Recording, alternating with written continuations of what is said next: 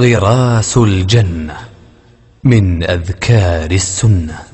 قال النبي صلى الله عليه وسلم: إن الله اصطفى من الكلام 4: سبحان الله، والحمد لله، ولا إله إلا الله، والله أكبر.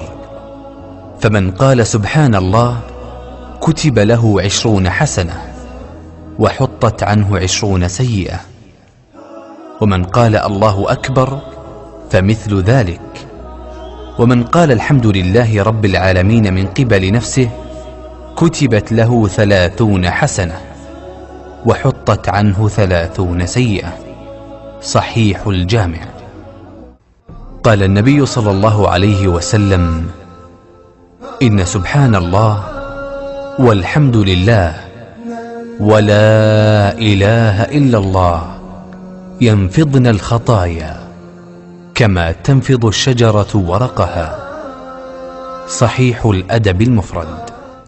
قال النبي صلى الله عليه وسلم: كلمتان خفيفتان على اللسان ثقيلتان في الميزان حبيبتان إلى الرحمن، سبحان الله وبحمده، سبحان الله العظيم.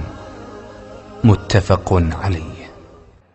قال النبي صلى الله عليه وسلم: ما على الأرض رجل يقول لا إله إلا الله والله أكبر وسبحان الله والحمد لله ولا حول ولا قوة إلا بالله إلا كفرت عنه ذنوبه وإن كانت مثل زبد البحر.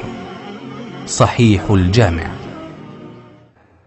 قال النبي صلى الله عليه وسلم: أيعجز أحدكم أن يكسب كل يوم 1000 حسنة؟ قالوا: كيف يكسب أحدنا 1000 حسنة؟ قال: يسبح الله 100 تسبيحة فيكتب له 1000 حسنة أو يحط عنه 1000 خطيئة. رواه مسلم. قال النبي صلى الله عليه وسلم: من قال أستغفر الله الذي لا إله إلا هو الحي القيوم وأتوب إليه غفر له وإن كان قد فر من الزحف. صحيح أبي داود. قال النبي صلى الله عليه وسلم: من قال لا إله إلا الله وحده لا شريك له له الملك وله الحمد وهو على كل شيء قدير 10 كان كمن أعتق 4 أنفس من ولد إسماعيل. رواه مسلم. غراس الجنة من أذكار السنة. إعداد وتقديم معاذ بن خالد المسلم.